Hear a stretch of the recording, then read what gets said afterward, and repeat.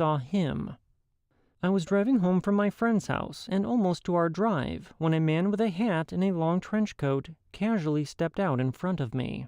I was going rather fast and I slammed on my brakes. Everything that was in the seat was now on the floor. I was shaking and crying and thinking that I had just about hit a person, but as I looked in front of my car, he vanished before my eyes. I hurried home and went straight into the house and told my mom, who dismissed it. I had terrible nightmares, and when I would tell somebody about my experience, it was like I transferred it to them. My friend, my cousin, and I were all experiencing these events now. What finally helped me was buying a cross necklace. I wore that necklace 24/7 for several months. But this was not the end of it, though. It only helped for a period of time. But that story is for another day. Now that I'm older, my mom and my sister-in-law have both admitted to seeing the Hat Man in my childhood home. My mom told me that she did not want to worry me at the time, and that is why she didn't tell me the truth. My sister and my mom both saw him in the hallway, which happens to be by the restroom. My mom also experienced the sensation of something crawling on her back while she was in bed. She told me that she prayed until she no longer felt it, and this happened within the last year. It still gives me chills to recount this story, and I can see and feel everything like it just happened. I feel that I have somewhat closed myself off to the paranormal, despite still having an interest. I listen to your podcast daily and enjoy it so much. It has helped for me to know that I am not alone. And as my parents have always said, be careful what you do, for you may bring the devil home on your back. Take care, Mary. Our next story of the night comes to us from Rebs, and Rebs' story is called The Police Officer and His Wife. Rebs says, Hi Nick, I'm an empath and I can see spirits sometimes. My profession is an inspector for insurance companies, banks, and other vested interest companies. I was inspecting a home for an insurance company in a small town in Ohio. The owners had purchased the home a few years back and had recently changed their policy. It was an old Victorian-style home that was built in the late 1800s. I arrived at the house and I was met at the front door by the female owner. As I walked to the front door and into the room that had been built as the parlor, I saw the spirit of an old man. He was in a hospital bed in the corner of the room, and my feeling was that he was a hospice patient. I followed the wife as we toured the home so I could survey it and collect photos. There was a lot of energy in the house. I could feel residual energy from the generations of people who had lived in the house previously, but I also felt a strong presence of that man. I did not see him again, but I could feel that it was the person in the hospice bed. His energy was sad and lonely and a little pissed. He definitely wanted me to know that he was there. A lot of time when I feel spirits or energy, it feels like I am in an elevator, the first one facing the doors, and I can feel the other people behind me without seeing them. I had that feeling many times while touring the house, and the feeling was very strong in the kitchen. We ended the tour and sat on the dining room table to go over the questions regarding the inspection. By this time, the husband, a local police officer, had joined us. As we sat at the table, I could see movement in the kitchen out of the corner of my eye. I kept looking in that direction, and the woman finally asked me if something was wrong. I am normally very careful about telling homeowners if I see or feel anything, since many people do not believe in such things, or some that would be very uncomfortable with the knowledge. But I felt that I had to tell her what I had seen to justify my strange behavior. So I told them about the movement in the kitchen. It turns out that the wife had seen things like that also for a long time. The husband had not seen anything and was a staunch denier of the paranormal, but his wife prodded him to tell me about many times that he had heard the sound of the refrigerator door opening and closing when he was watching TV in the living room and assumed it was his wife, but it was not. He still had the air of disbelief in his voice, like his wife was pulling a prank on him over and over. They then told me a short history of the home, how it was built and lived in by the same family for over 100 years until they had purchased it. The family of the man who owned it last did not want it. In fact, they hardly came to visit him, and after he had passed, they came into the house only to take anything of value, including the decorative leather that lined the stairway. I then mumbled out loud, "That's why he is so sad." The wife looked at me quizzically and said, "Who?" I said, "The strong presence of a man I felt since I walked in. I feel that he died here, in hospice in the front room." All the color then drained from the husband's face, and he just stared at me. The wife kind of laughed and said, "That is exactly what happened." When they had first moved in, a neighbor had stopped in to welcome them. She was born in the house across the street and had lived there her entire life. She is the person who told them the history of the house and the demise of the previous owner and the selfish ways of his children. I think I may have changed the husband's mind about spirits and energy that day. I love listening to the podcast and hearing other people's stories, and I have other experiences that I can share at a later date. I hope to hear my letter on the show. Thanks. Our next listener experience comes to us from Mackenzie, and Mackenzie's story is called Something Attached. Mackenzie says, "Hi Nick, I recently sent you an email about my wife's weird encounters. This time I'm going to tell you about one of my stories that still affects me to this day. Growing up, and still continuously, I have seen, heard, and even felt spirits and various other paranormal entities. When I was younger, around 11 or 12, me and my mom had a conversation about spirits and other possible paranormal encounters. She would normally sit me down and talk to me about all kinds of things that she had experienced. This time, however, it wasn't the same happy tales that I had grown to love hearing. No, this time was about a very specific entity that most people of the Christian and Catholic faith believe in. My mom proceeded to state that when I was still in the womb, there were several instances where I almost died.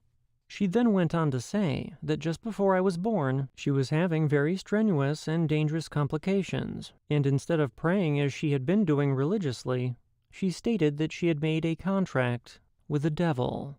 This contract apparently stated that if I were born and to be healthy, that she would in turn give it her very soul.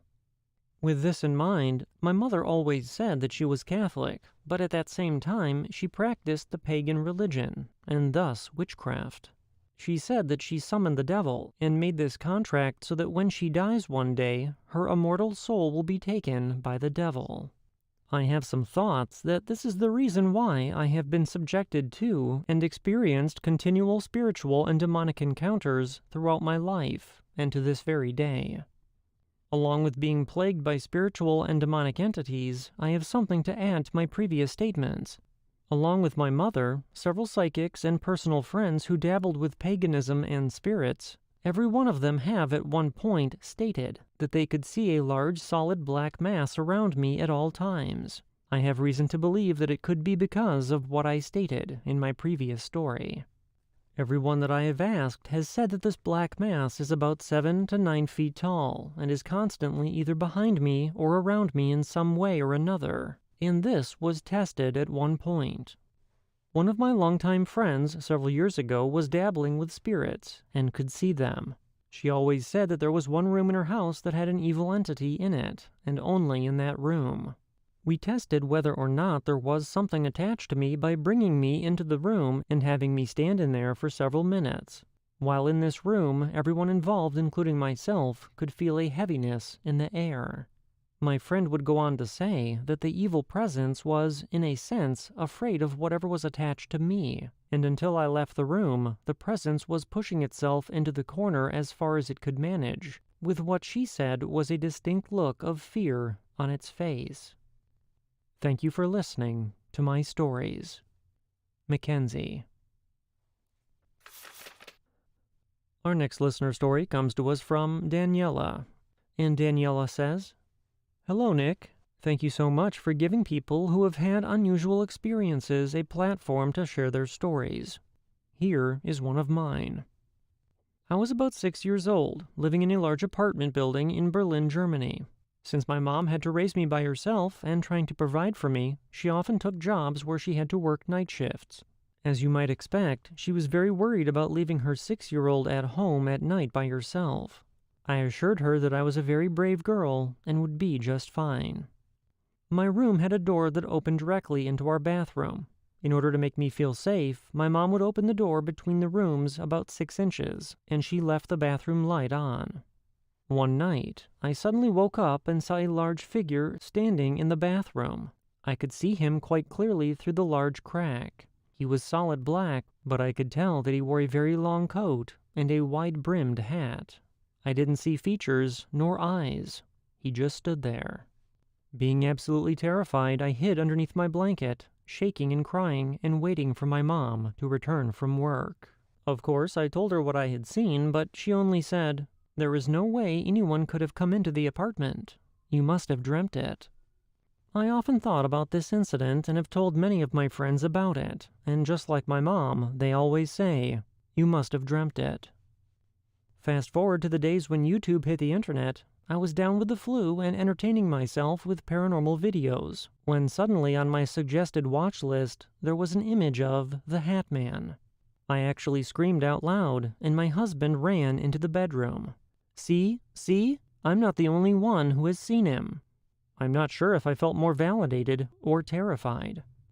To this day, the door of my bedroom remains open all the way or closed all the way. Never just cracked open. Our next experience comes to us from Michael, and Michael's story is called Missing Time, Linked Sleep Paralysis Experience, and Possible Abduction. Michael says, "Hello, Nick. I'm not really sure what to categorize this as, and if it doesn't make the cut for the podcast, I hope you at least get to read this at some point, because I've never really shared these experiences with anyone before. It started when I was about 10 years old. Me and my stepbrother shared a room at the time and slept in bunk beds. We would play our Game Boys for hours every night after bedtime until we finally passed out in the early AM, and we stuck to this routine for at least several months. This one particular night, it was about 2 AM and my stepbrother had already checked out for the night. I was laying there playing Super Mario Bros. In my bed and about to call it a night myself when I started to get this unprovoked sense of fear washing over my body. I remember seeing lights flashing through my blinds of my window, which triggered me to jump out of bed and check to see what the source of the light was. This is where things got a little hazy. I went from staring out my window to laying back down on my bottom bunk in the blink of an eye, with no memory of the transition.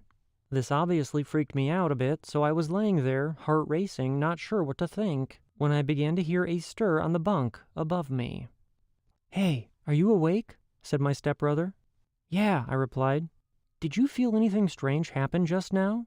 I proceeded to tell him about the lights and the weird short blackout that I experienced. He in turn told me that he felt as though he was just plummeted onto his bunk out of the sky, and that's what woke him up. We both instinctively glanced at the alarm clock on our dresser. The time read 4 AM. He was sleeping prior, so the time didn't faze him, but I knew it was just 2 AM only minutes ago, and there was no possible way that it could be so late already. We never spoke of this experience again, and this was the only missing time phenomenon that I can undoubtedly say that I've experienced in my life so far. Flash forward to my adult years. It is relevant for me to note that I have always been plagued with sleep paralysis my entire life, and it's something that I have had to deal with 2 to 3 times a week on average. Usually it's not a big deal as I've grown accustomed to the experience, but occasionally I do get some of those dark-toned, ominous ones that scare the crap out of me. At the time of this next experience, I was living with my sister in her apartment. It was late at night, and I fell asleep on her living room couch watching TV.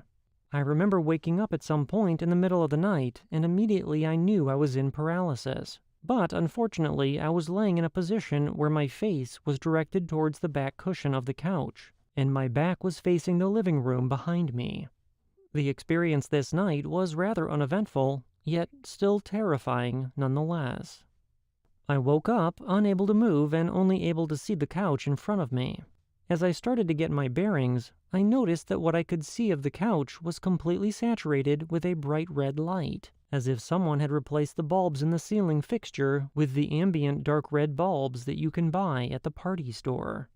After a few moments of confusion, I started to get this overwhelming horrific fear that someone was standing right behind me in the room, inches from my body, just staring at me in silence. And no matter how hard I tried, I couldn't move a muscle to turn my head and face them. This went on for what felt like forever and truly was terrifying. I don't know how to explain to you that I knew how someone was standing behind my limp body, but it was kind of like a strong intuitive alarm going off in my brain, like I could literally feel their presence there, but couldn't actually see them.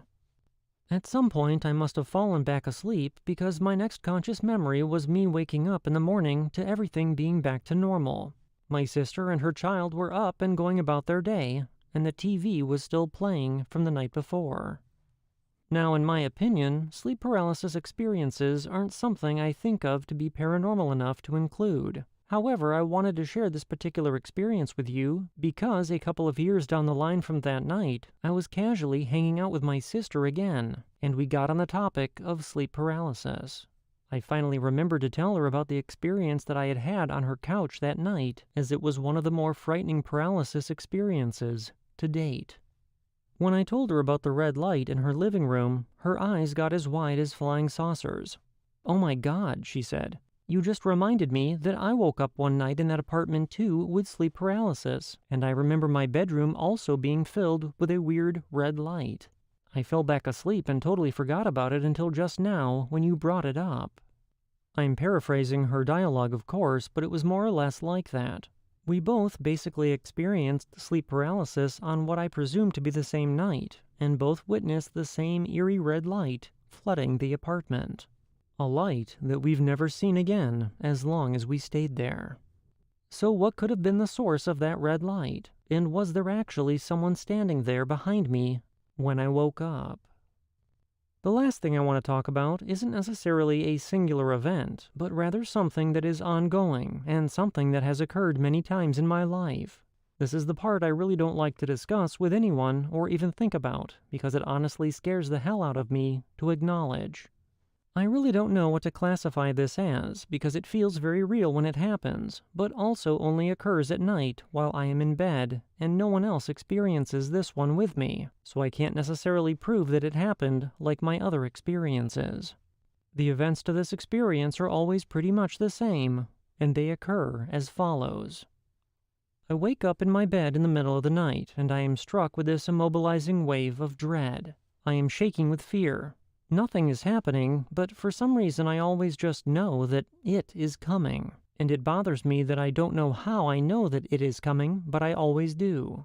So then, of course, it comes. Bright light fills my room, and I hear a loud, deafening mechanical noise. I can never remember the noise exactly, but I know there is a noise, and then suddenly I am hoisted out of my bed by a powerful, invisible force. Sometimes I try to put up a fight and try to cling on to something for dear life to stay grounded, like my bed, for example, but of course I never really stand a chance against this omnipotent abductor. At this point, my mind always goes blank, and the next memory I get is weird and fragmented, and varies to some degree, but it usually involves me sitting down in some sort of chair with someone sitting across from me. I can never ever remember their face or any minor detail of their appearance, which is strange because I know that I am looking right at them. But the even weirder part is that I always remember having this sense of tranquility while I'm with them. I know that we are talking about something, but I can never ever remember what it is. I always have this feeling, though, that the person I am talking with is someone that I've known for a long time, and strange enough, somebody that I regard as almost an acquaintance. And then that's where I wake back up in my bed, as if nothing ever happened. There's been a few instances where variations of my fragmented memories are different than the one I just explained. For example, this one time I remember coming to in a strange dimly lit environment, and I was running for my life from something. Then my memory cuts out for a bit, and I was suddenly ducking down in a room, hiding from whatever I was running from, still terrified. This girl then comes walking in the room after me, who looked remarkably identical to one of my female friends back home. And she is, by the way, the only person in all of my experiences that I ever got to retain any memory of with appearance. I remember that her eyes were abnormal, like they were glowing or something, and the color wasn't right. And I also remember that her clothing was metallic colored and not earthly. She had a warm presence, though, that immediately put my mind at ease. The last thing I remember about her is that she was leading me out of the room I ran into, and we were calmly talking about something that I can't remember. Now, I could go into more detail about every specific experience I've had like this, because there are quite a few that have been notably different and stranger, but I feel like I've taken up enough of your time already reading this. These occurrences always feel so realistic when they happen, and I've even had some residual evidence that leads me to suspect that they aren't just my imagination. I know they probably sound far-fetched and maybe a little cliché even, but I want people to know that I am telling the truth to my knowledge and exactly as I've experienced it. No fabrications and no exaggerations. Thank you so much for reading this, Nick, and I wish you a spectacularly spooky, phenomenally frightful Halloween this year. From the Ghoul with the Most Soul, Michael. As we come to the end of tonight's episode, I appreciate all of you for tuning in, and a special thank you goes out to Mary, Rebs, Mackenzie, Daniela, and Michael for sharing their experiences. And if you've had a paranormal experience and would like to share your story, please contact me through either email, voice message, or on our website, and these links can be found in the show notes. Until next time, I hope you all have a great beginning to your weekend, and I'll see you back here on Sunday.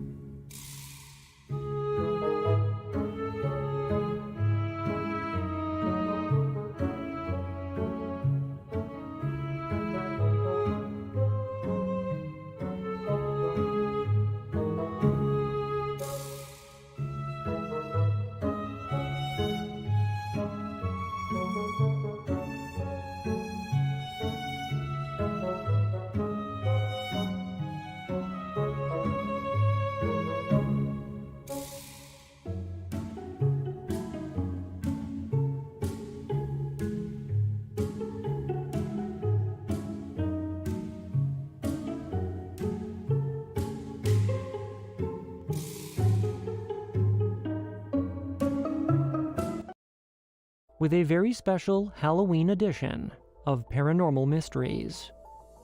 Until then, thank you for listening, and please remember, don't wait for the unknown to come to you. Get out there and find it.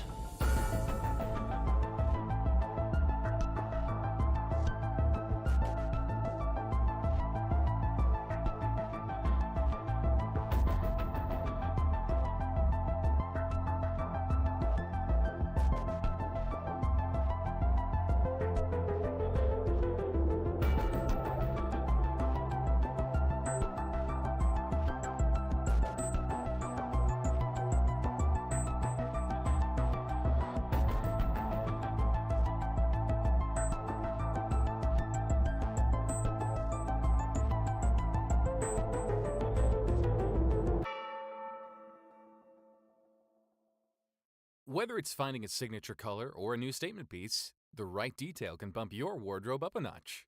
Kick off this year by letting Indochino take care of your style edit. Customize everything from suits and shirts to chinos and bomber jackets at prices more affordable than you might expect. Indochino offers completely custom-fitted clothing at surprisingly affordable prices. Each piece is made to your exact measurements, and you can customize every detail, including the fabric, lapel, monogram, and statement linings. Create a suit that fits you and your style perfectly. The best part? Indochino suits start from just $449 and shirts from $79 with all customizations included. Get a wardrobe personalized to your taste without spending a fortune. Give yourself a style edit that sets the tone for the rest of the year with Indochino. Get $50 off any purchase of $3.99 or more by using promo code STYLE at Indochino.com. That's Indochino.com. Promo code STYLE. Finding the right person for the job isn't easy. Just ask someone who hired their personal trainer as a caterer. All right, folks, let's keep this line moving. You there with the tongs. Picking up one Duchess potato at a time will not cut it at my catering table. Drop and give me 50. But if you've got an insurance question, you can always count on your local Geico agent. They can bundle your policies, which could save you hundreds. Okay, this is what we call the wild mushroom and asparagus dip, and press. Come on, let's get those plates above your heads. For expert help with all your insurance needs, visit geico.com/local today.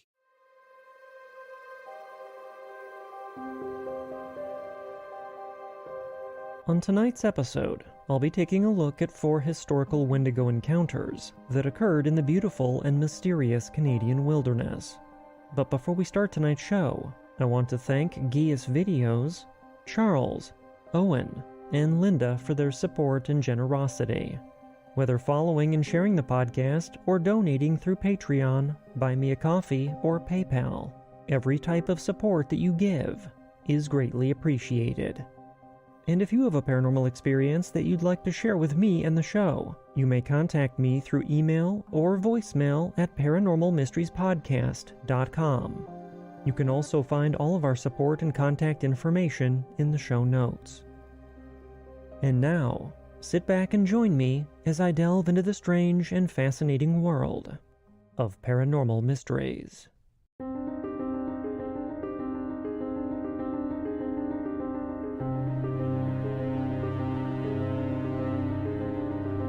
Welcome once again, and thank you for tuning in. I'm your host, Nick Ryan. Tonight's articles come from the website Mysteries of Canada and author Hammerson Peters. Mysteries of Canada is an outstanding source of historical accounts ranging from true crime to paranormal, and author Hammerson Peters has written several books on the history of Canada and is a wealth of knowledge in his own right. I have added links in the show notes to both Mysteries of Canada and Hammerson Peters, and I highly recommend that you visit their sites in order to give them the credit that they deserve. The subject matter of tonight's episode is extremely graphic, and listener discretion is advised. With winter upon us, it seems only appropriate to reminisce over one of the creepiest and most feared legends of the North Woods, an entity which many believe stalks the wilderness to this very day. I am speaking, of course, of the Wendigo, a creature or evil spirit which originates from the folklore of First Nations, based in and around the East Coast forests of Canada, the Great Plains region of the United States, and the Great Lakes region of both the United States and Canada. The Windigo is often said to be a malevolent spirit, sometimes depicted as a creature with human-like characteristics, which possesses human beings. In some indigenous representations, the Wendigo is described as a giant humanoid with a heart of ice, and a foul stench or sudden, unseasonable chill might precede its approach. Many Hollywood and other mainstream accounts portray the Wendigo as being a human-beast hybrid, with antlers or horns, but such animalistic features do not appear in the original indigenous stories. Most times, this creature is described as looking more like an extremely emaciated human with spindly arms, a mouth full of razor-sharp teeth, and black, soulless eyes. The Wendigo is known to invoke feelings of insatiable greed or hunger, the desire to cannibalize other humans, as well as the propensity to commit murder in those that fall under its influence. And this brings us to the articles that I'd like to share with you tonight, which are once again from the site Mysteries of Canada and author Hammerson Peters. And the article says this: An excellent introduction to the legend of the Wendigo appears in an article entitled Here and There, published in the June 1946 issue of a magazine called The Alberta Folklore Quarterly.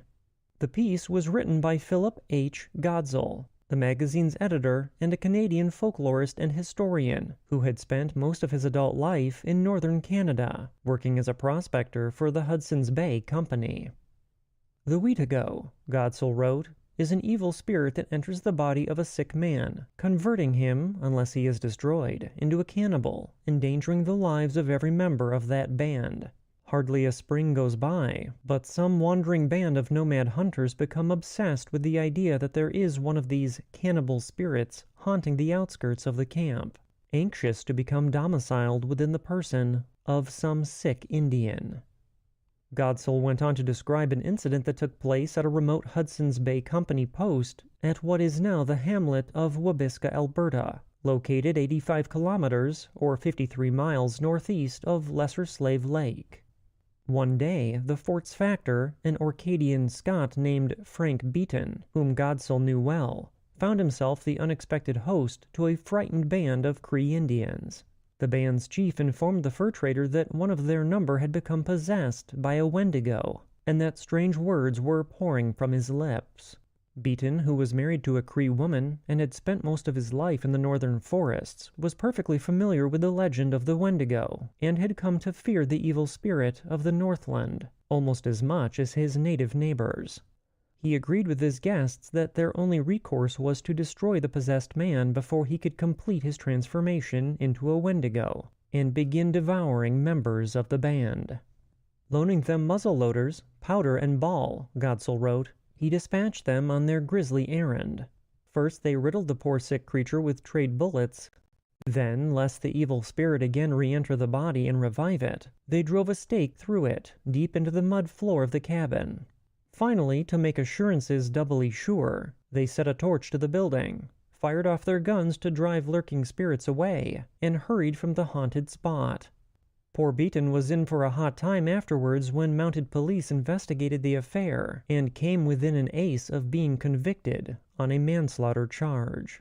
Which reminds me, Godzel continued, of another peculiar case.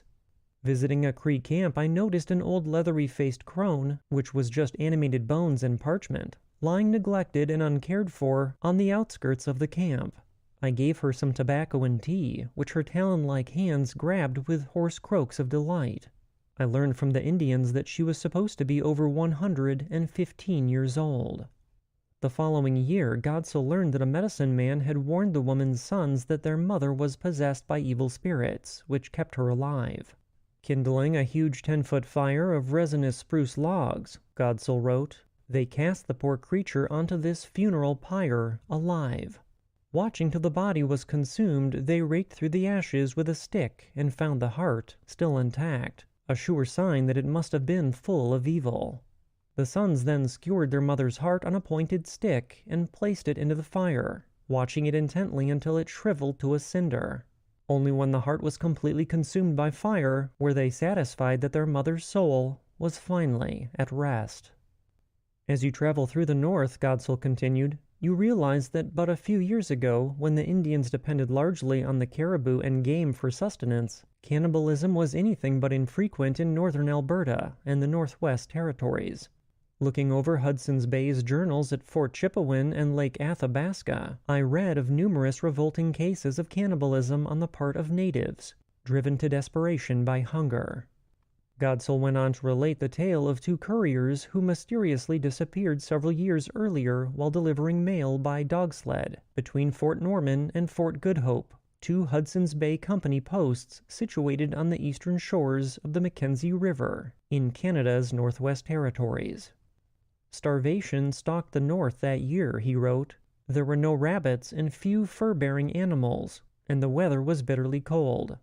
Two old squaws, it was later discovered, had been camped beside the Mackenzie River, below Fort Good Hope, and it was noticed when they came into the fort that, in contrast to their emaciated tribesmen, they were looking hearty and well-nourished.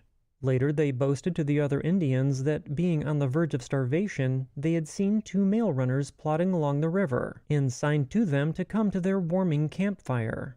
The two whites decided to camp there overnight, and after a feed of dried meat, bannock and tea, rolled themselves into their rabbit-skin robes and fell asleep. Assured that they were sleeping soundly, the two squaws brained them with an axe, cut up their bodies, and consigned them to the pot. One of the squaws complained that one of the victims, a heavy smoker, didn't taste very good. Godsell finished his narrative by repeating a tale told to him by Father Emile Petito, a French oblate missionary who ministered to the spiritual needs of the Harais, Slavey, and mountain Indians of Fort Norman. While traveling along the shores of Great Bear Lake, Petito's Dene guide confessed that he had devoured both his mother and sister years earlier, during a severe famine. The missionary, who was well fed at the time, went to bed with a certain amount of mental disquiet and trepidation, but banished it with the realization that there was a lot of food in the grub box and lots of caribou around, so that it would not be necessary for his guide to indulge his appetite for human flesh. 180 years before Philip Godsell's article was published in the Alberta Folklore Quarterly, a fur trader named Alexander Henry the Elder had his own brush with what contemporary natives would almost certainly have designated a Wendigo. Alexander Henry the Elder was one of the first of the so-called peddlers, independent British and New English fur traders who took over the old trading grounds of the French in the aftermath of the 7 Years' War. In 1761, 22-year-old Henry purchased several canoes' worth of trading goods in the city of New York, hired a crew of French-Canadian voyageurs in Montreal, and set out for the Great Lakes and the great northwestern wilderness beyond. 2 years into his adventure, Henry became entangled in Pontiac's Rebellion, a violent conflict between the Anishinaabe natives of the Great Lakes and the British Army.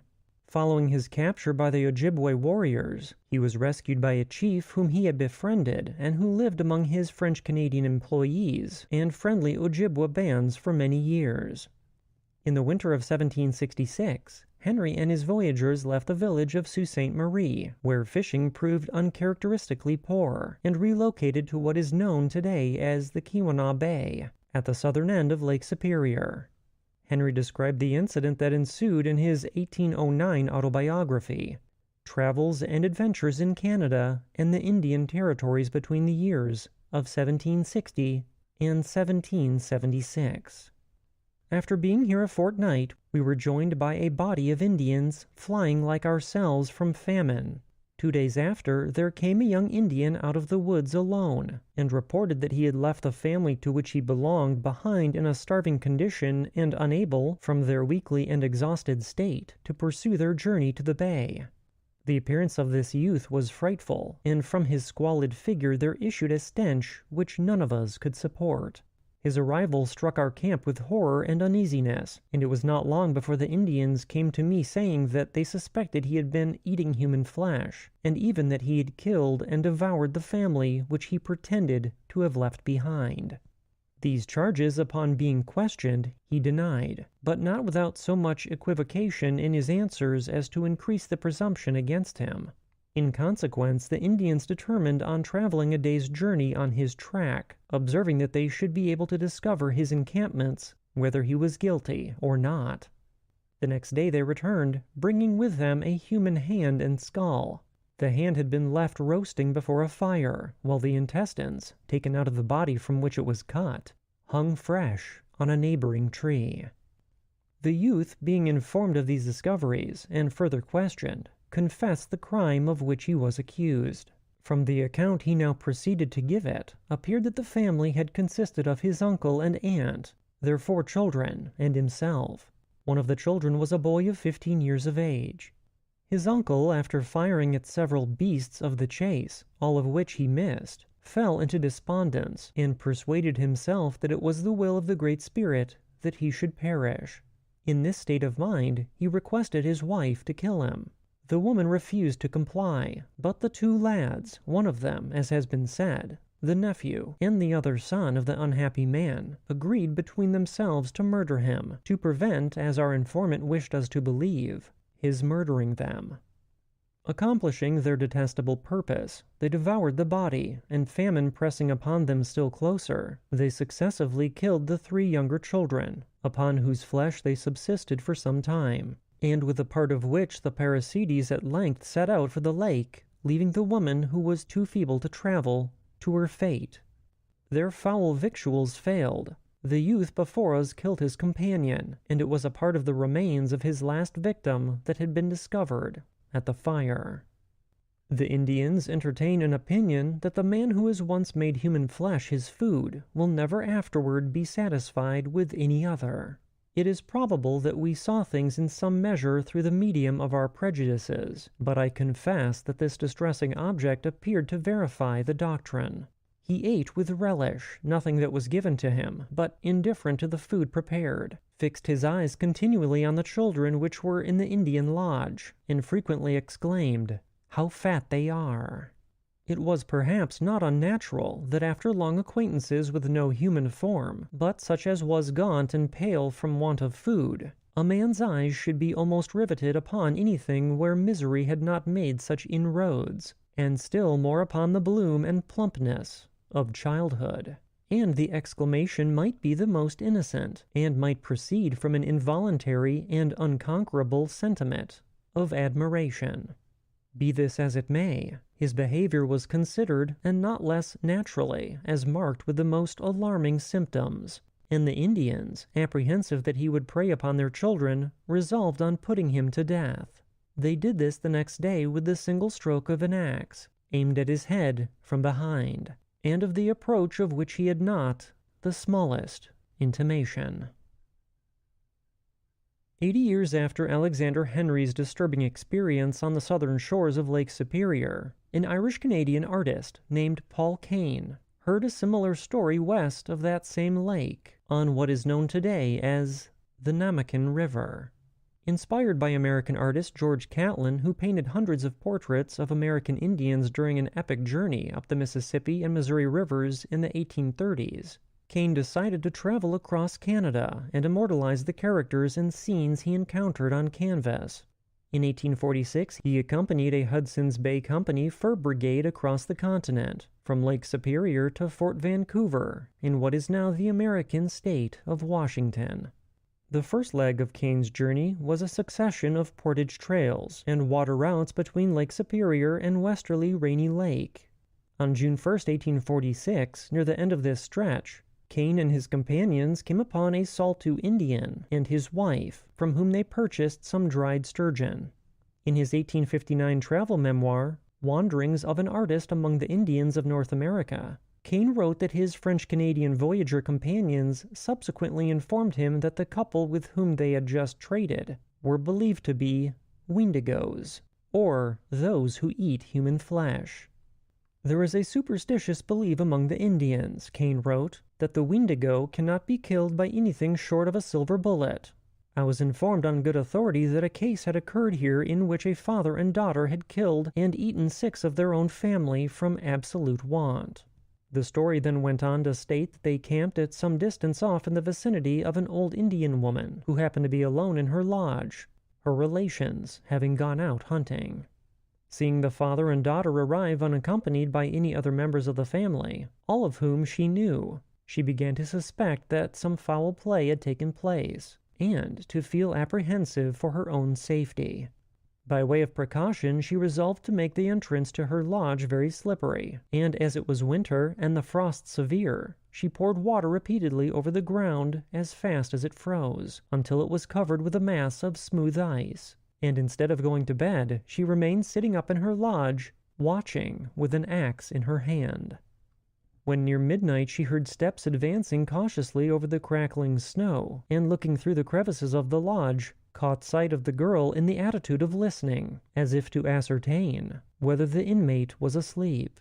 This the old woman feigned by snoring aloud.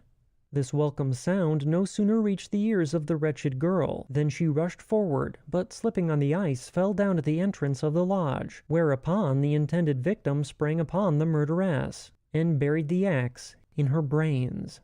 And not doubting but the villainous father was near at hand, she fled with all of her speed to a distance to escape his vengeance. In the meantime, the Windigo father, who was impatiently watching for the expected signal to his horrid repast, crept up to the lodge and called to his daughter. Hearing no reply, he went on, and in place of the dead body of the old woman, he saw his own daughter. And hunger overcoming every other feeling, he saved his own life by devouring her remains. The Windigos are looked upon with superstitious dread and horror by all Indians, and anyone known to have eaten human flesh is shunned by the rest, as it is supposed that, having once tested it, they would do so again had they the opportunity. They are obliged, therefore they make their lodges at some distance from the rest of the tribe, and the children are particularly kept out of their way. However, they are not molested or injured in any way, but seem rather to be pitied for the misery they must have endured before they could be brought to this state. I do not think any Indian, at least none that I have ever seen, would eat his fellow creature, except under the influence of starvation, nor do I think there is any tribe of Indians on the North American continent to whom the word cannibal can be properly applied. 3 British provinces which comprised much of what is now eastern and central Canada, amalgamated into an autonomous dominion of the British Empire in 1867. In 1874, this fledgling dominion of Canada dispatched the Northwest Mounted Police to the westerly prairies to establish law and order. From 1881 to 1885, the Canadian Pacific Railway built a great transcontinental railroad from the easterly Dominion across the prairies to the western province of British Columbia, which had joined the Canadian Confederation in 1871. And in 1885, following the construction of that great iron thoroughfare, hordes of homesteaders began to settle the wild country of the Canadian interior, which had hitherto served as the hunting grounds of Canada's First and Métis nations. Many of the native and Métis inhabitants of the Canadian interior were horrified at the changes that were swiftly reshaping the face of their ancestral homeland, the Métis being particularly alarmed by the Dominion's attempts to survey the land on which they kept their independent homesteads, and the natives, especially the Plains Cree, being dismayed by the rapid disappearance of the buffalo, on which their ancestors had relied for centuries. In the spring of 1885, a corps of Métis militiamen in what is now central Saskatchewan, and a war party of Plains Cree Braves in what is now east-central Alberta respectively, gave violent vent to their frustration. The Métis by engaging a squadron of Northwest Mounted Policemen in the Battle of Loon Lake, and the Plains Cree by slaughtering a community of settlers in the massacre of Frog Lake, touching off a 2-month-long conflict known as the Northwest Rebellion. The Plains Cree rebels imprisoned a handful of white and Métis settlers who survived the bloodshed at Frog Lake and dragged them along their campaign trail, skirting the edge of the boreal forest. 4 of these prisoners, namely widows Teresa Gowanlock and Teresa Delaney, Hudson's Bay Company clerk William Cameron, and Métis interpreter Louis Goulet, later described the ordeal in their memoirs.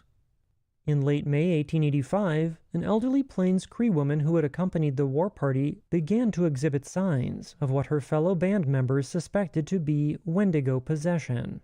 The strange episode and its grisly conclusion was described by the aforementioned writers, its more gruesome details appearing in the memoirs of Cameron and Goulet.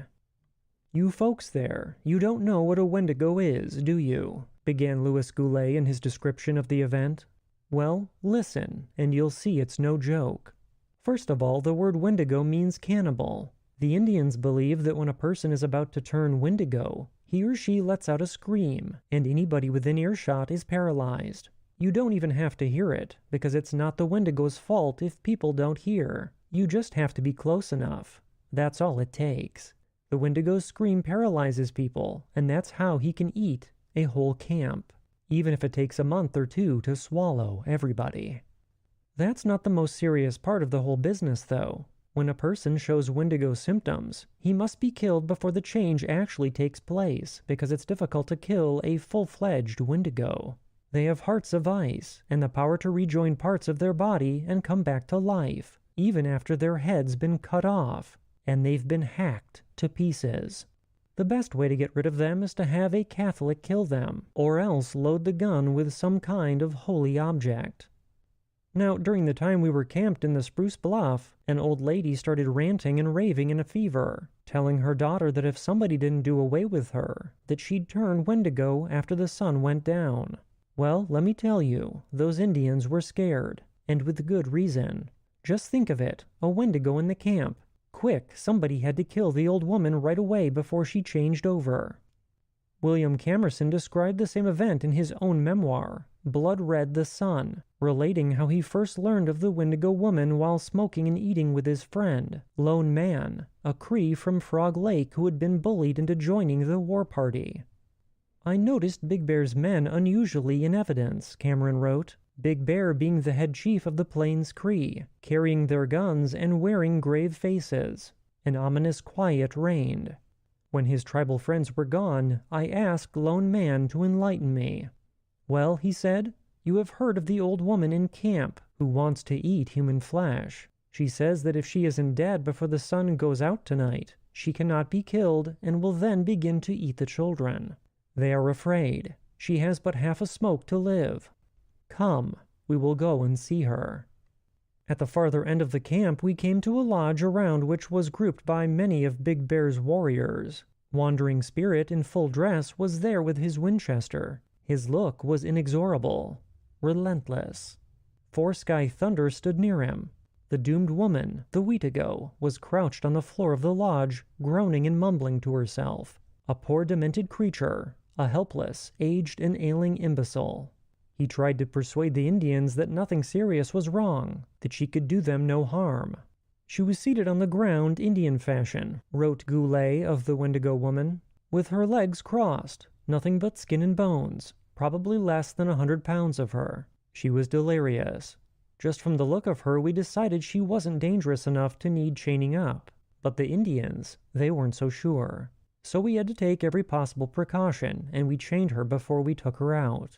Goulet and Cameron described how the woman was taken from her teepee, placed on a stretcher, and carried half a mile from the camp, where she was placed under a clump of willows. According to Goulet, a Métis prisoner named André Nault was originally ordered to carry out the execution. With shaking hands, he loaded his musket, using a woman's scapular, a necklace bearing 2 square pieces of cloth, which serves as a token of Christian devotion, as wadding. Nault eventually declared himself too nervous to carry out the operation properly, and the grim task was appointed to 2 Cree warriors, a boy named Wassagamap, or Bright Eyes, and a man named Wawasahian, or Dressy Man, as well as an old Métis named Charles Ducharme, who was nicknamed Charlie Boy. It was decided that Charlie Boy would deliver the killing blow. The Métis executioner prepared for the ordeal by painting his legs and the lower half of his face black with charcoal, giving himself the appearance of a real demon, according to Goulet. Seizing a heavy Cree war club, Charlie Boy gave a short speech in which he declared himself innocent of the crime he was about to commit. He placed a shawl over the head of the old woman, who was sitting cross-legged, apparently unaware of her surroundings, and muttering under her breath that she would soon turn Wendigo. Charlie Boy then whirled the war club above his head, brought it down with a swift arc, and delivered a terrible blow to the old woman's temple. The woman fell on her side, stiff and trembling in every limb, blood gushing from her mouth. Young Bright Eyes quickly stepped forward with his rifle and shot 3 bullets into her skull and body. Dressy Man, armed with a Mountie officer's saber he had taken as a war trophy at Frog Lake, severed the woman's head with a single powerful stroke.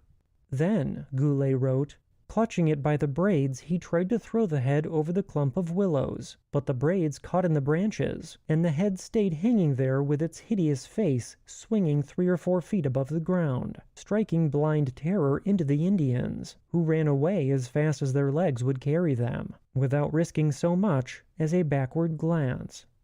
Without a doubt, the old woman was dead, decapitated, but the gruesome business was still only half done, because the head must, at all costs, be prevented from reuniting with the torso, or the old woman could come back to life again, even more dangerous than before. We made a pile of dry branches all around and over the body, placing the head on the pile and covering it with a second layer of dry branches.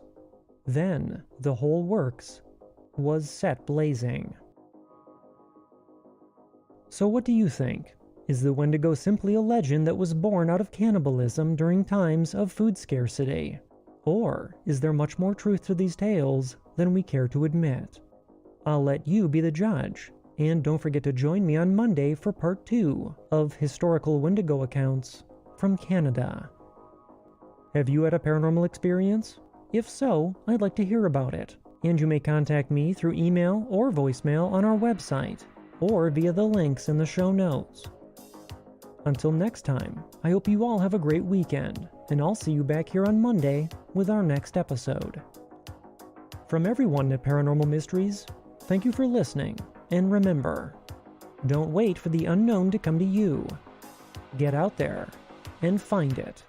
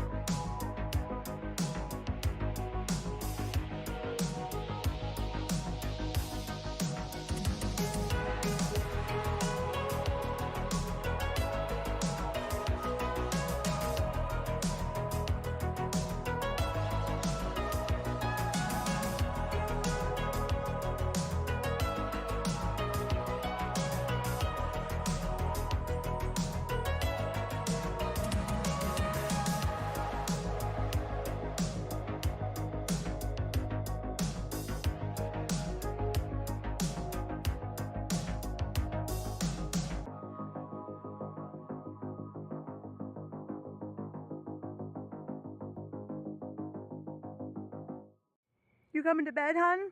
Yep, honey, I'll be right there. Just gotta turn out the light. Ow! Ow! Ow! Ah! Go! Some things never change. Like your kids always leaving tiny toys on the floor for you to step on. And Geico saving folks lots of money on their car insurance.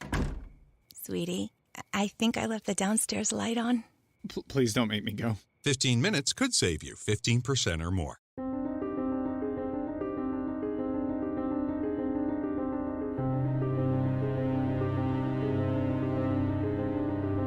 Thank you for joining me, and welcome to Paranormal Mysteries.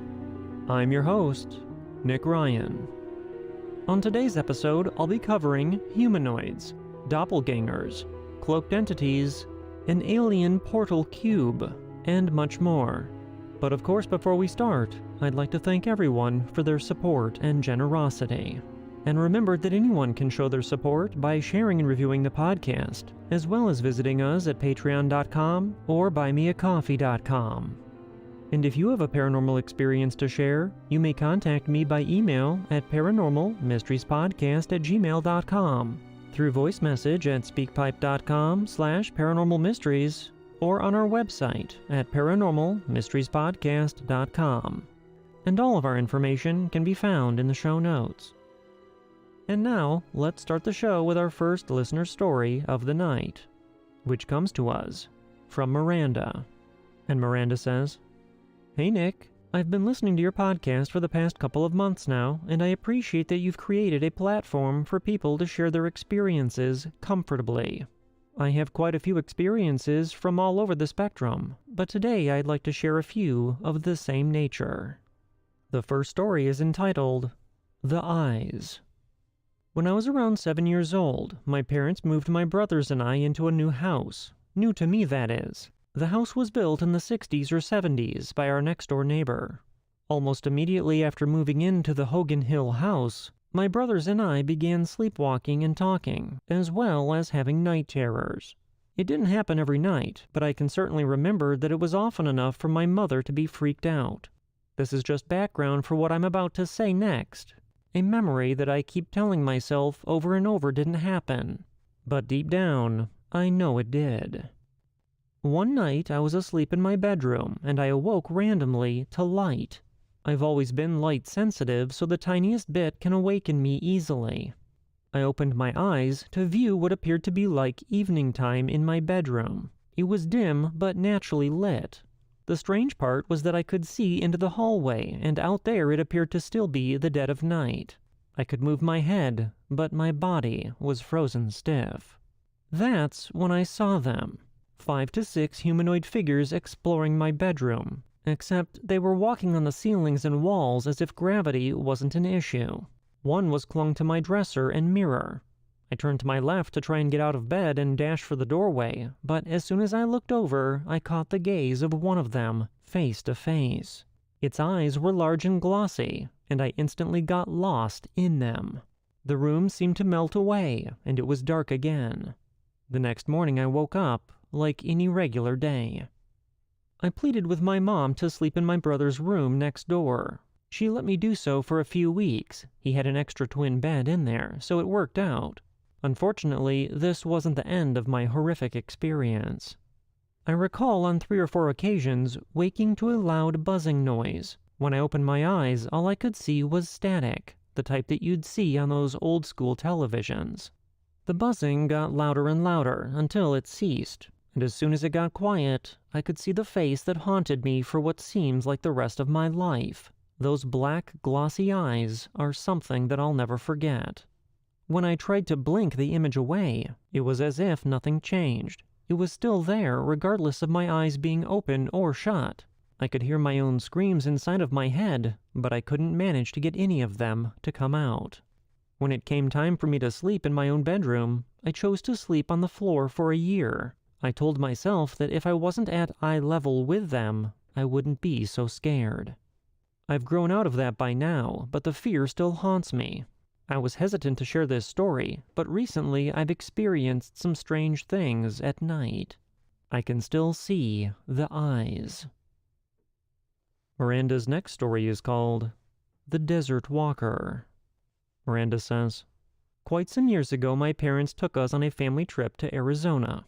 They scheduled this event where us kids could ride horses in the desert and play some games on this sort of farm. It took us 1.5 hours off-road to get to the place. We had a lot of fun. When the sun went down, we got in our rental Suburban and followed the owners to get back to the main road. The desert is a black hole at night. You could not see anything besides the stars and what was allowed by the headlights of our car. I sat between my stepsister in the middle seat, and my stepfather was driving. Halfway through our trip on this gravel road in the middle of absolutely nowhere, I spotted something a few hundred feet away on the side of the road. As we drove closer, I see it on my left about 6 inches from our car. It was a lengthy person with a skinny, awkward frame in a black cloak. Their face was covered. Their pale, awkwardly shaped legs were also visible, and they were holding a long silver object. I yelled at my stepsister, who was carelessly floating her hands and face out the window to get back. She screamed about 1 second after we had passed the figure. The figure was so close to the car, she could have touched it with her hand. My mother also had a delayed reaction and told my stepfather to step on the gas because she thought the silver object was a gun. I had seen this thing up close and I knew it wasn't a gun. It resembled a silver baseball bat without a tapered end or grips and rounded out ends. I asked myself why someone would be out in the desert in the middle of the night. Visibility was a solid 0 without a flashlight or a car. It was absolutely bizarre. Thanks for listening to my stories. I appreciate hearing more of yours. Miranda. Our next story of the night comes to us from Cheryl, and Cheryl's story is called Alien Portal Cube. Cheryl says, "Hi Nick, I found your podcast and I'm really enjoying it. I wanted to write in with one of my own experiences which happened in winter of 2019.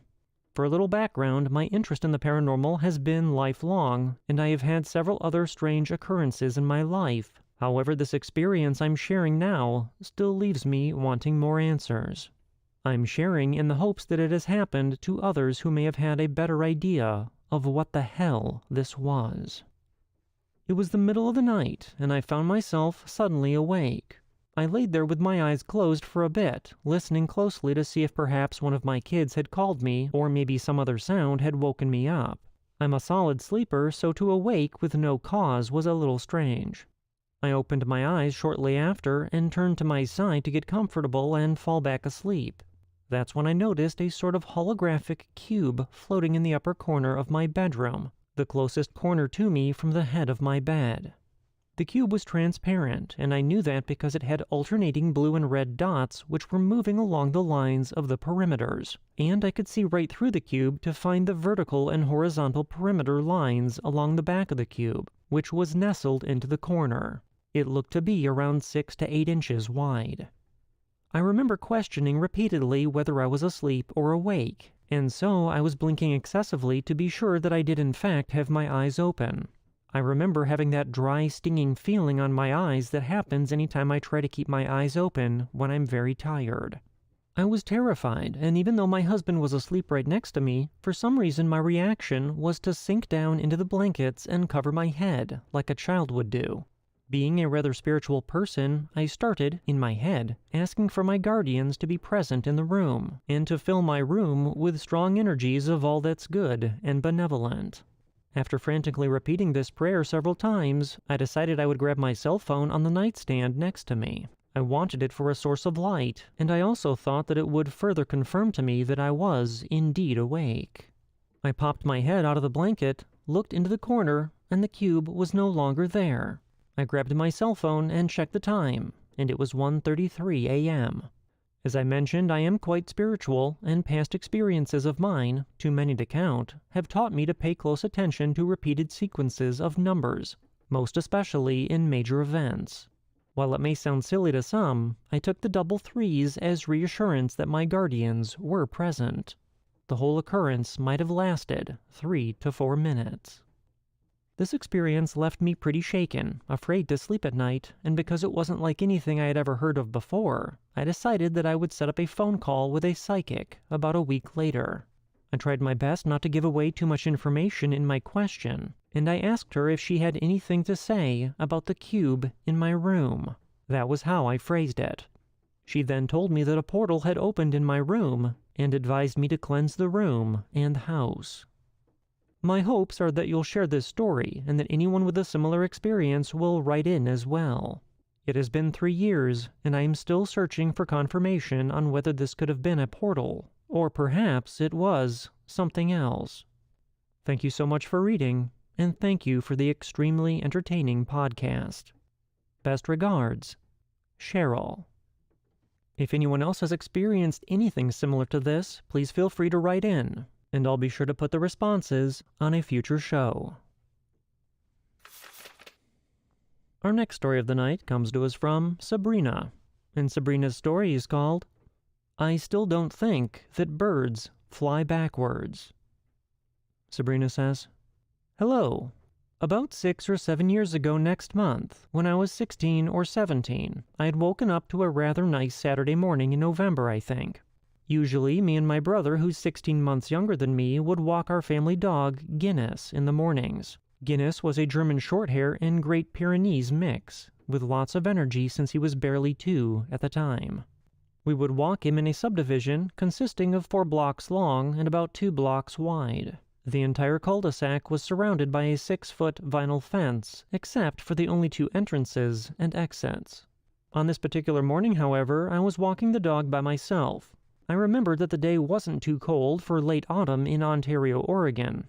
As I was walking around the first corner, something biological caught my eye flying roughly 10 feet above the house, which was probably 20 to 25 feet tall. I turned to look, thinking that it was a bird, as living near the Snake River, it wasn't uncommon to see pelicans or Canadian geese flying. What I saw couldn't have been a normal bird, seeing as it had a long, slender tail that resembled the neck of a Canadian goose, if it could fly backwards and was 10 times.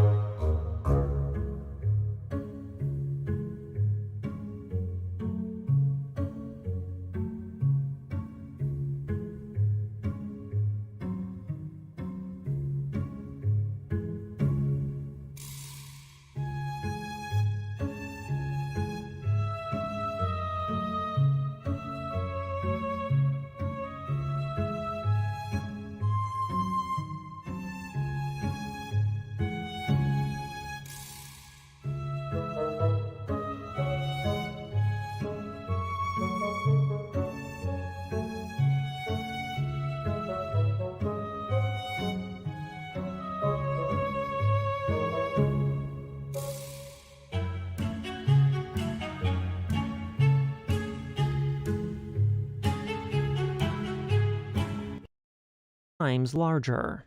The creature was flying quickly and silently. It was grayish olive with black patterns I can't explain. It seemed mottled, and it had a wingspan of at least 15 feet, wingtip to wingtip. The wings looked kind of bat-like, but more club-shaped. The tail was tapered in the fact that it really looked like a goose head attached to the tail that resembled a gooseneck straightened out while flying, except traveling backwards. The dog, Guinness, as well as a neighbor in his garage, didn't even notice it. Then, when I tried to grab my phone to take a picture while running to keep up with it, I couldn't open my camera app fast enough to snap a picture. I have tried sketching it and have included a sketch. Honestly, it resembled a dragon, but I honestly can't say what it was. My family didn't seem to believe me when I told them about it, but I know I saw something strange that day. I've never seen it again, either. I love listening to the podcast at work and have been listening for a week or 2. Thank you for reading, and I hope everyone enjoyed my experience. For anyone that's interested, I'll be sure to share Sabrina's sketch on our forum, and you'll be able to find a link to it in the show notes. Our next story of the night comes to us from William. And William says, "Hello, I am from northern Minnesota. I am a huge fan and love the podcast and want to thank you for everything you and whoever has helped you on your way to podcast greatness. I grew up and live close to the Leech Lake Reservation of Ojibwa. I am an enrolled member and have always been very spiritually connected to the earth through my culture. My story has 3 different experiences with the paranormal. I will only talk about 2 now since they are so short, and I'll save the next one for another time. The first part of my story is from when I was a toddler. I was maybe around 3 or so. I don't really remember. But as I am the last surviving family member who experienced it, I feel it's my duty to pass on the story. My mom and dad were driving over this bridge called Winnie Dam, and it's a long bridge. I was standing in the middle of the seat, just being a 3-year-old back in the early 90s with no seatbelt. About the start of the drive through the bridge, my mom and dad both noticed that the car coming towards us was the same as the one that we were in, and as they got closer, they noticed that it was the same color as well. By the time they met, my mom, who was in the passenger seat, had her mouth open with shock as she asked my dad if he saw it too. He said yeah, and they took off a little faster due to my dad being so creeped out. And to the day they died, both by suicide but different years and not really related, they said that they saw themselves and even me as a baby in that oncoming car, looking at them in the same clothes and same facial expressions and everything. If you have heard of this or some kind of doppelgangers like this, I would really love to know about their experience also. The second part of my story has to do with something else entirely. I was staying at my grandmother's house with my daughter, and she was around 5 years old. This was the summer of 2015. I was sleeping but kind of still aware, not fully asleep yet, but not all the way awake either. My sister and my auntie had boyfriends that I didn't trust and still don't, and they were there too.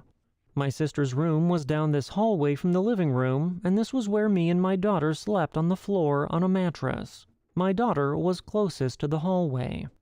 I then noticed someone walking toward where we were sleeping from that hallway, but the figure was bathed in light. Not bright light either, but a dark kind of light. Anyway, this figure walked towards us and was standing looking down at my daughter, and since I thought it might be one of those no-good boyfriends, I got mad and started to get up. I was thinking aggressively, and I had fighting on my mind. I didn't get very far. My arms and head got held down suddenly by an invisible force and forced me onto my back and then twisted my head the other way. And the whole time I was held down, all I could hear was a ringing in my head. I fought it as hard as I could, but the figure left and disappeared outside with another bright burst of dark light. I think it was light that we as humans can't place, so we call it light, but it's like a presence. I hate thinking about how powerless I was for those 5 seconds. I was unable to defend my baby. Nothing has happened like that since, at my grandmother's house. Thank you for letting me share my story. I know my past is dark and I have a lot of trauma in my life with my parents and other things I didn't mention. But I am doing really well now with the love of my life and all of our beautiful children. I thank you, Nick, for all you do, and want to congratulate you on doing such a good job with that 5-star podcast. I love what you do, and ever since that experience in 2015, I was always a very cynical person, full of negative views about the paranormal. Without your podcast, my dreams and imagination would have never brought me to even share my story. So thanks, and keep up the good work. William. Our next story of the night comes to us from Nikki. And Nikki says, "Hi Nick, I must say that I've never been one to see or feel energy from the other side. However, my husband Andrew is very in tune to spirits and paranormal energy. When we first met, he lived in an apartment. He woke me up one day asking if I had wrote anything on the mirror in the bathroom after I showered. I was confused and assured him that I didn't write anything on the mirror. Apparently, when the steam hit the mirror, there was a lot of writing in a foreign language that he couldn't read to understand. A couple nights later, I was spending the night at his apartment, and the next day he said that he woke up and there was a shadow standing over me. He said it was an older lady, and when he tried to wake me up, He was unable to speak. Years went on with us getting married and moving into a house. He had always told me little stories about what he saw, and as it would kind of freak me out, I would shrug it off. That was all until one night when we had a lot of bad things happening, and he swore it was a bad spirit in our house. He bought sage and told me that we had to go room to room with the sage and demand the energy out of our house. He told me I had to be completely confident when doing this, or it would get worse. I started the whole thing being confident until things started falling over. All the dishes in the sink fell to the side, and a vase I had on the ledge over the sink fell over. I started getting scared, and he made me leave the house with our 2 dogs. As I was leaving, all of our landscaping lights started flickering on and off. It was night, and it had never done that before. Needless to say, the dogs and I ran from the house and walked the neighborhood. He said that he got 2 bad energies out of the house, and it did feel lighter once we returned home. I always ask him if he feels any spirits or bad energy, and he always says that he doesn't. I'm not sure if he's telling the truth or afraid that I'll freak out. Thanks for listening to my story. I love your podcast. Our last 2 stories of the night were sent in via voicemail, and the first story comes to us from Horse Feathers. Hello, Nick. I, like all of the others, would like to thank you for developing this podcast. It has been wonderful to hear so many accounts of the strange or paranormal events that happen on our little blue planet. I'd like to share my stories, as well as recount some stories told to me by older members of my father's family. My father's grandmother was a practitioner of powwow, by the way. More on that at another time. I will start with possibly my first encounter. When I was 10 years old, my parents and I lived above a bar/restaurant. It was rather famous for its crab cakes at the time. The apartment was very spacious, and my bedroom was at the top of the stairs to the right. I had been reading the book Black Beauty. I remember I had a wicker bedside table, which I laid it on after reading each portion. My parents had found a semi-detached home for rent that year, a few blocks away. This home was 200 years old at least, and had originally been a mill house. It was off of a main road, yet secluded, surrounded by forest, as well as waterfalls and a creek. Before we started moving, I had noticed that my book had disappeared. I remember searching for it and coming up empty-handed. Fast forward almost 7 or 8 years, and I am now in high school. I must point out that initially, when we moved to this home, my bedroom was on the 2nd floor.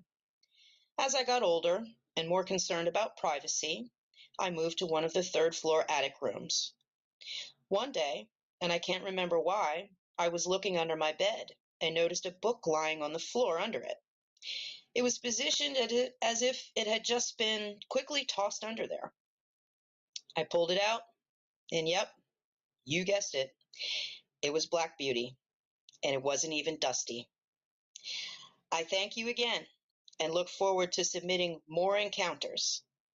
Be safe, my friends. Our next experience of the night comes to us from Anonymous, Florida. And this is what they had to say. Hey, Nick. I'm a huge fan out here in Florida. I hope this message finds you well. Been a long-time listener. All of a month and a half, I binged your entire podcast. It's awesome. I'm a pool technician by trade out here in Florida, like I said. The reason I'm reaching out now is because, just talking about it. I'm being, followed. Ever since I was 6 years old, I've felt this presence, just outside of my view, I wear glasses, I have astigmatism and a few other things, a lazy eye and stuff like that. I have really good control over it, but, I just can't ever really see it. So I've been a skeptic because of the way I can explain things, I guess, the way I process information, and I don't think I am now. I clean pools, and I just got done with my last pool that is basically in a vacant property. It's owned by a real estate company. It's been on the market for a while now. We've been servicing it. I just started this job.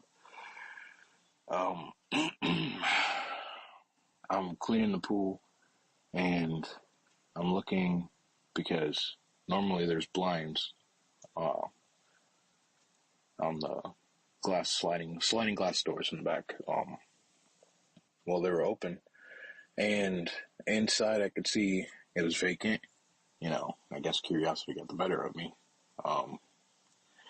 And there's a staircase, and as I'm cleaning the tiles, just doing my rounds, I look one way, and then I finish my circle around the pool, and I look in because I start feeling this, like, calling, you know, this pull. And I'm looking, and as I look up, I see that there is a figure descending down the stairs, elegantly, you know. It was a womanly figure, dressed in black, kind of looked like a Dementor from Harry Potter, but I've seen her before. I refer to her as the Nun. Like I said, this takes me back from when I was 6 years old, going down on my grandma's property with my siblings, and going out past this property line, Puerto Rico, in the mountains. And it was a bit of a foresty area. So with that being said, we would go down into the forest area and just explore. We came across this clearing after finding these big slabs of like white stones or gray stones. Normally they're like black because those are the normal ones, but silver ones, they look like they were kind of used as building blocks and stuff. And we start finding more and more of these, and we come across like a clearing where there's like no grass. It's just dirt, just weird. And the second we go through this, we stop hearing the birds, and it just got really quiet. And then I felt pressure in my head, and then like I felt something, that pull that I felt earlier today, I felt it then too. It told me basically to just look to my right or look to my left, or, you know, wherever the direction is pulling me to. I just look, and there was that lady, that nun. I don't know what it means.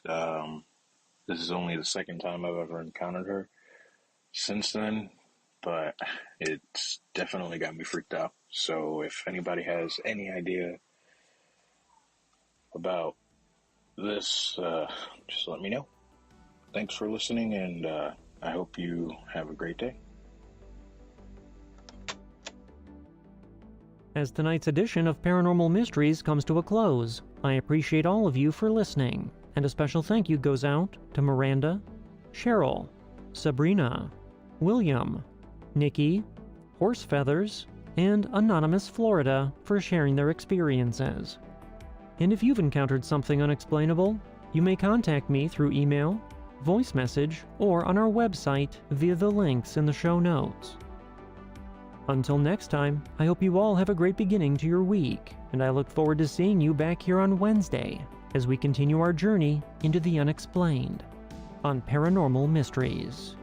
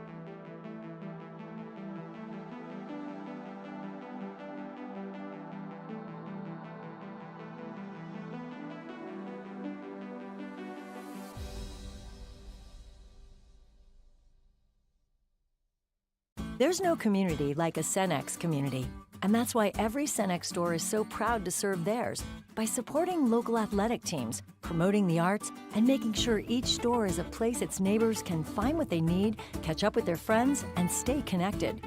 It's also why we give back, helping to make the wonderful places we call home the best they can be. Your local Cenex doesn't just work in your town, it lives there. The store next door, powered locally at Cenex.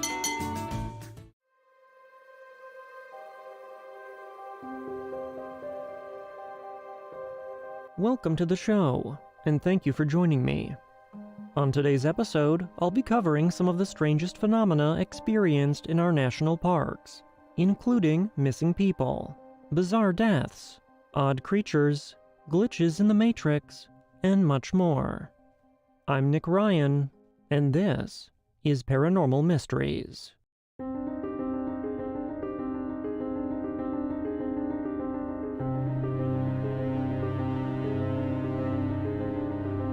Greetings once again and welcome.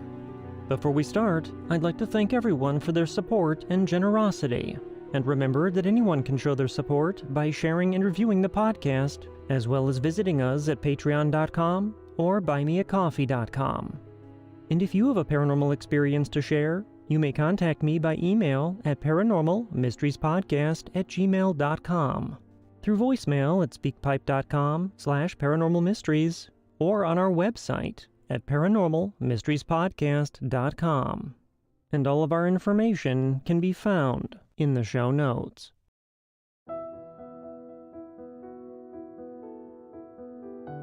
The year was 1872. Mark Twain published his new book, Roughing It. William Buffalo Bill Cody was awarded the Medal of Honor, and Victoria Woodhull became the first woman to run for president. But on March 1st of that same year, something also happened that would change how people enjoyed and interacted with the great outdoors. President Ulysses S. Grant signed the Yellowstone National Park Protection Act into law, and the world's first national park was born. On August 25, 1916, President Woodrow Wilson signed the act creating the National Park Service, a new federal bureau in the Department of the Interior, responsible for protecting the 35 national parks and monuments then managed by the department, and those yet to be established. Over the decades, many more parks have been added to the list, and today America has a total of 63 national parks spanning from the northern reaches of Alaska to the waters of the Florida Keys, and include over 84 million acres.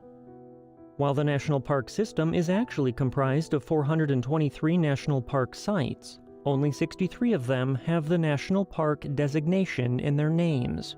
The other sites fall into different national park system categories like National Historic Sites, National Monuments, National Seashores, National Recreation Areas, and many others. In 2020, the National Park Service recorded a total of 237,064,332 park visitors. This number, while obviously down from previous years, is still a reminder of the staggering amount of people that look to our national parks in order to provide them with an easy and accessible way to escape their everyday lives. In some cases, even offering certain visitors their very first introduction to the wilderness. I too have spent countless hours within our national parks throughout the country, and I can attest to their beauty and the sense of adventure they invoke. But along with the breathtaking scenery and wildlife, our national parks possess a darker side that an unfortunate few get to experience every year. These experiences come in many forms, ranging from terrifying encounters with unimaginable creatures to people vanishing, never to be seen again. In recent decades, many of these cases have been brought to the forefront thanks to retired police officer and the author of the Missing 411 series of books, David Paulides. Meanwhile, his efforts to shed light on some of these strange phenomena have also uncovered some very disturbing facts about the National Park Service itself. Facts that have made many people question what the National Park Service may be hiding. I'll be coming back around to the topic of the National Park Service itself in future episodes, but for the moment, I'd like to present you with 3 separate stories that occurred in 3 different national parks, all of which seem to involve very different phenomena, but may actually have more in common with one another than we think. This first story was given to me by a poster on Reddit by the name of Edups401, and it's entitled, Strange Experiences in Yosemite National Park. And the poster says, "This happened around August of this year. I'm not sure what we experienced or if there was anything paranormal about it, but whatever. It's also a bit of a long post, so I'm sorry about that. So this was a hike up to Half Dome. We had a campground about 20 minutes drive away from the trailhead, and the group was composed of me, an 18-year-old male, my uncle, a 32-year-old male, and my uncle's friend, I'll call him D. There were 2 girls with us, but they aren't relevant to the story. My uncle and his friend are both Christian, so there were no substances consumed that could induce the feelings I will be talking about. We got to our campsite, set up camp, and go to sleep after eating. We planned to wake up at 4 and start the hike by 4:30. I randomly wake up at 3:30 a.m., like completely wide awake, and I look out of my hammock, and I remember feeling this odd feeling as if I was woken up by something. And I remember looking out at the moonlit scene, the moon was very bright for some reason, and thinking to myself, it looks like a dream. I laid back down in the hammock, but couldn't go back to sleep, and I end up waking my uncle and my friend up at 3:50. My uncle asks me, "Were you walking around at night?" This is important, and I say no, and ask why. He says that he woke up for some reason and could hear someone walking around, not like an animal, but a person. I say, weird, and we brush it off. We get to the trailhead around 4:30, and as everyone is unloading from the car, D says he's going to use the bathroom, which there are a couple of before the trailhead. I walk behind him for some time before falling behind and waiting for my uncle who forgot something in the car. The short, straight road from the parking lot runs directly into a T intersection with the road to the trailhead, and the bathroom is directly across from the intersection through the field a little. Those who have been there know what I'm talking about. We get to the intersection and we wait for D to come out of the bathroom. We wait about 10 minutes before I go back and check the bathroom, but he isn't there. I get back to my uncle and I tell him that, and he says, "Weird, maybe he went back to the car or something," and we decide to wait a bit more. By 5:15, we begin worrying. My uncle goes to check the car while I wait at the intersection to make sure that we don't miss him if he went down the road away from the trailhead. My uncle returns and says that he isn't there either. We decide that he maybe went up to the trailhead without us for some reason and walk up there in about 10 minutes. He isn't there either. We are kind of baffled now because there are no other logical places he would go. I decide to run back and check the car and bathroom again. I meet him halfway before I get to the intersection. He is sweaty and disheveled with a weird look in his eyes. I say, "Where have you been?" He then says that he went to the bathroom and when he got back to the intersection that we weren't there and that he just assumed we went to the trailhead and started walking and then met me. I say, "What do you mean? We waited at the intersection for over a half an hour and checked the car, bathroom, and trailhead and you weren't there." He says, "Well, I don't know. I went to the bathroom." He then asks me where my uncle is, and I say that he's at the trailhead. And he asks me again, and I tell him again, and I note that it's weird that he asked me twice. As we're crossing the bridge to the trailhead, he sees a light off on the riverbank and exclaims, "Oh, maybe that's him." And I just look at him and keep walking. I thought his behavior was very strange, like he wasn't thinking straight. We finally get on with the hike, and it goes by as normal, except that we seem to be losing things, such as my uncle's small red flashlight, one of the girl's gloves, a water bottle, etc. It's like we just simply forgot about the items and couldn't remember where we could have left them. On the way back, it got dark and we turned on our flashlights, and as we neared the end of the hike, after the 2 waterfalls, it begins to seem as if we've been walking for far too long. My uncle also confirms this, asking me, "Doesn't it seem like it's taking way longer to get back?" I say, "Yeah, I was just thinking that." We keep walking, but it still seems like we weren't making any progress. I've been on that trail many times, and as I was walking, I couldn't spot any familiar landmarks. It was weird. There was this odd feeling in the air, Sort of a slight menacing feeling. It's hard to describe. I remember thinking, it feels like the woods are alive. We remark 3 more times about how long the hike is taking and begin to laugh at it because it felt so ridiculous. After a bit, we finally and suddenly find ourselves on the final stretch and make it back to the car. Now, all of this seemed odd at the time, but I just brushed it off. I only realized how weird those events felt after we got home, and my aunt asked my uncle, "Were you camping?" And he says, "Yeah, how'd you know?" As we didn't tell them where we were going since it was kind of last minute. She says that she had an odd dream where she sees my uncle in a tent in a forest somewhere, and someone is outside his tent. She says that she couldn't see who it was, but knew that there was a presence there. She says that she woke up around 3 and had the strong urge to pray for him, and she did. My uncle kind of looks at me after that like, "Are you hearing this?" I honestly don't know what to make of all this, but I wanted to post it, to hear your opinions. This next report has been posted on many different sites and is fairly well known within missing person cases. This particular article comes to us from Mysterious Universe and is written by Brent Swanser. This article is entitled, "The Bizarre Disappearance and Death of Charles Mccullar at Crater Lake," and the article says this. The scene of this very odd story is the region of Crater Lake National Park, located in Klamath County within the majestic Cascade Range of southwest Oregon in the United States.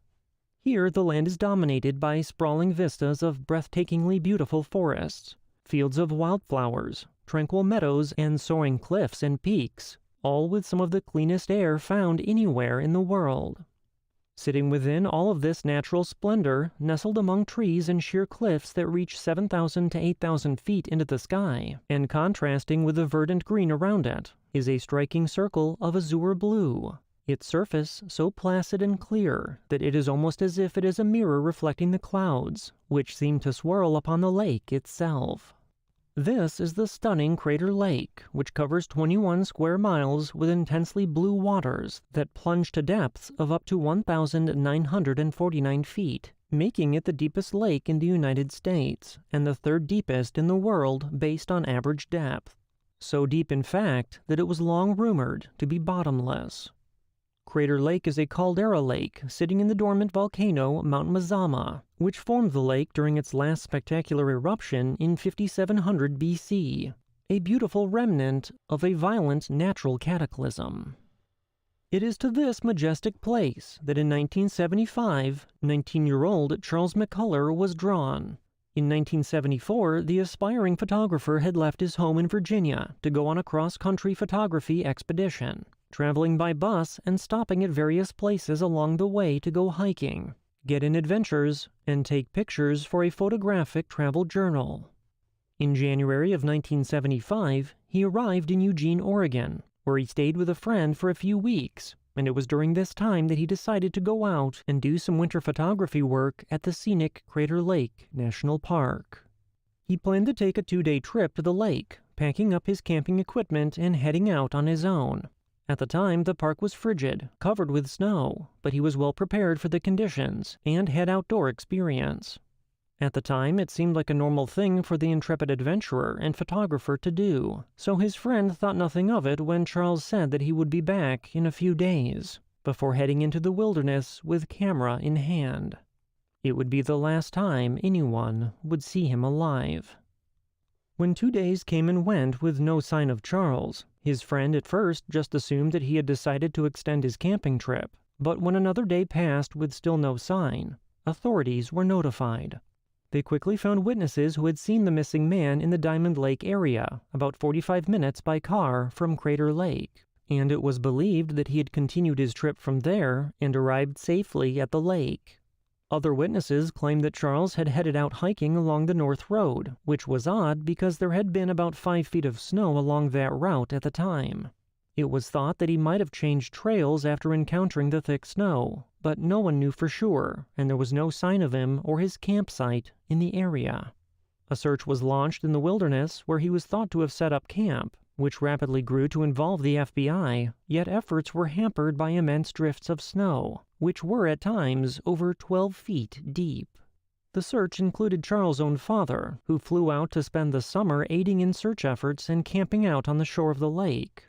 Even after the snows melted, not a single trace of the missing man was turned up during this time, despite exhaustive efforts on the part of authorities and the tireless efforts of Charles' father, and it seemed as if the forest had just swallowed him up. The complete lack of any sign of the missing man caused speculation that Charles may have changed his plans and left the national park altogether without telling anyone, possibly running off to start a new life somewhere. But family and friends insisted that he would never have done this. Law enforcement seemed to lean on the idea that he had simply gotten lost and died out in the wilderness. Another idea was that he had been kidnapped or even murdered.